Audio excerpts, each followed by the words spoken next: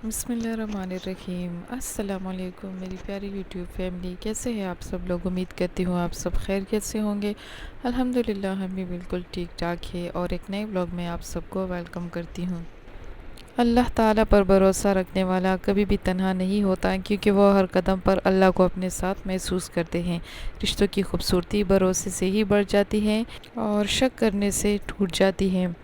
तो जी, शाम का टाइम था जब मैंने देखा कि बच्चों का यूनिफ़ॉर्म गंदा है, तो मैंने सोचा कि मैं इसके लिए मशीन लगा लेती हूँ ताकि जल्दी जल्दी सारे काम हो जाए। तो मैंने सारा जितने भी यूनिफ़ॉर्म से उसको अच्छे तरीके से वॉश कर दिया और उसके साथ साथ बाकी घर की भी अच्छे तरीके से सफाई कर ली, क्योंकि गर्मी का मौसम है तो बच्चों को डेली यूनिफ़ॉर्म वॉश करके देना पड़ता है। तो घर के बाकी कामों के साथ साथ सफाइयों के साथ और जितने भी घर के काम शाम होते हैं उनके साथ साथ बच्चों को भी टाइम देना ज़रूरी होता है। बच्चों की डायरी मैंने चेक की और उनके पास बैठ गई, उनका होमवर्क चेक किया और जिन सब्जेक्ट्स में उनको हेल्प की ज़रूरत थी उनको उसमें हेल्प कराया।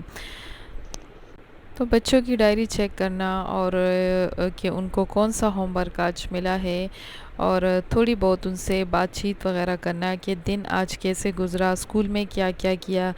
तो ये सारी चीज़ें भी बच्चों से पूछना बहुत ज़रूरी होता है। सबसे इम्पोर्टेंट काम यही होता है। और जी, उसके साथ साथ अपने हेल्थ को देखना, अपनी सेहत का ख़्याल रखना भी बहुत ज़रूरी होता है।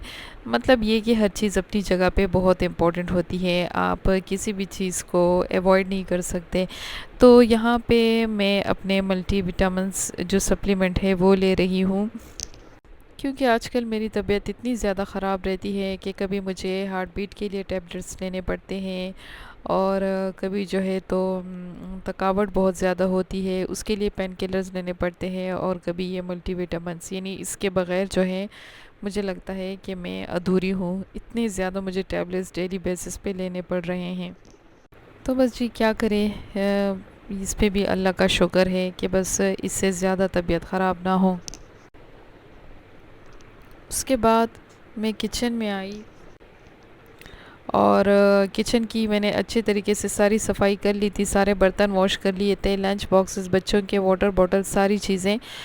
फिर उसको मैंने रख दिया था ड्राई होने के लिए। जब अच्छे तरीके से वो ड्राई हो गए थे तो फिर मैंने सोचा कि इसको अपनी जगह रख देते हैं संभाल के, ताकि कल लंच रेडी करने में मुश्किल ना हो और ये सारी चीज़ें साफ़ धुली हुई पहले से पड़ी हुई हो। आपकी रूटीन में आजकल क्या हो रहा है, बच्चों की मसरूफ़ियत कैसे जा रही है, कमेंट में ज़रूर बताइएगा। जिन लोगों के किचन बड़े बड़े होते हैं, जिनके पास ज़्यादा चीज़ें रखने की कैपेसिटी होती हैं, उनके लिए तो इतना बड़ा मसला नहीं होता, लेकिन जिनका मेरे जैसे हाल होता है, छोटे किचन होते हैं, स्पेस कम होती है, उनके लिए फिर मैनेज करना थोड़ा सा मुश्किल हो जाता है। उसके बाद मैंने शाम के डिनर की तैयारी स्टार्ट कर दी, लेकिन जब मैंने अपना फ्रिज खोल के देखा तो यहाँ पर सारी वो वाली वेजिटेबल्स पड़ी हुई थी जिसको बच्चे बिल्कुल भी पसंद नहीं करते, ख़ुसूसन रात के डिनर में तो बिल्कुल भी नहीं।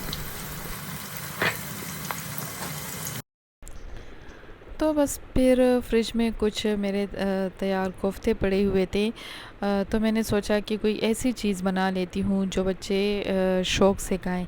तो मैंने बस जल्दी से 2-3 आलू लिए, उसको कट कर दिया और फिर बस उसके बाद जो प्याज है और 1-2 टमाटर लिए और जो रेगुलर मसाले हम अपने खाने में यूज़ करते हैं वो सब लिए और उन उसकी तैयारी स्टार्ट कर दी और सोचा कि इनके लिए जो है आलू और कोफ्ते वाला सालन बना लेती हूँ, जिसको बच्चे बहुत शौक़ से खाते हैं। और इसको बनाना भी बहुत आसान होता है, जल्दी से फटाफट से तैयार हो जाता है। सिंपल तरीका है इसके पकाने का कि सबसे पहले मैं ऑयल लेती हूँ, उसको गर्म करने के बाद इसमें प्याज ऐड कर देती हूँ। जब इसमें प्याज थोड़ा सा हल्का सा ब्राउन होने लगे तो बस उसमें मसाले ऐड कर देती हूँ जो डेली हम यूज़ करते हैं वही वाले।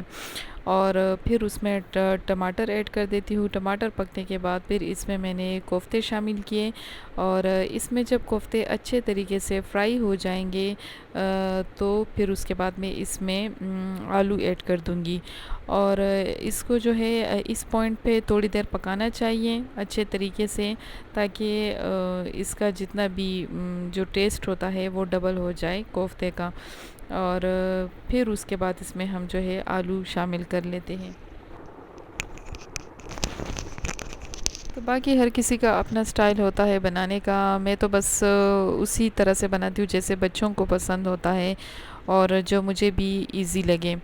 तो बस इसमें मैंने आलू ऐड कर दिए, कुछ देर इसमें आलू भी पकेंगे।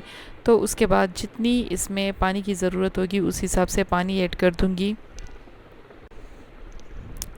और ये दही लेकर आए थे मेरे हस्बैंड, तो मैंने सोचा कि इसको भी शॉपर से निकाल देती हूँ। ऊपर मैंने फ्रिज में रखा हुआ था, तो सोचा कि किचन मेरा जब साफ़ हो जाएगा तो फिर मैं इसको भी किसी जो है ख़ाली कंटेनर में निकाल दूँगी।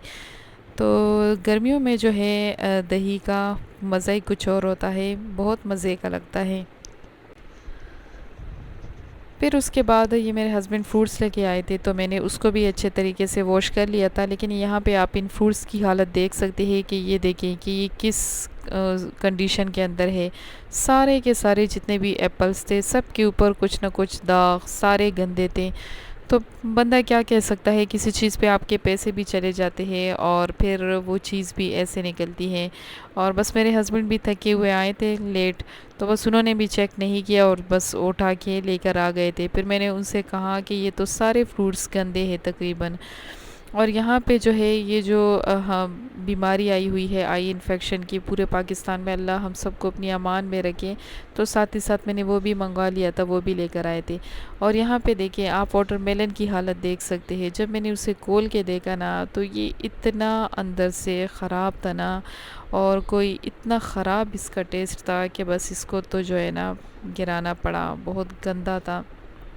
मैंने कहा चलो आपको भी दिखा दूँ।